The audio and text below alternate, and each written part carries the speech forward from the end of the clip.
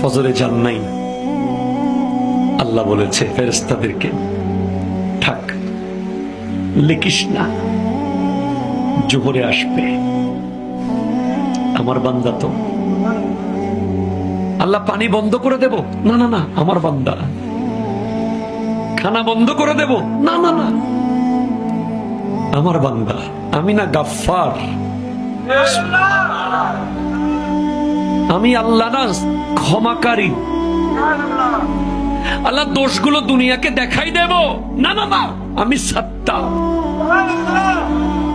রহমতের চাদর দিয়ে ঢেকে রেখেছেন। আপনি জান নাই, আপনাকে হাইয়া আলাস সালাহ বলার পর আবার হাইয়া আলাল ফালাহ বলেছেন। হাইয়া আলাস সালাহ বললে হতো, ফালাহ কেন বললো? আরে তোর লাভের জন্য আয়।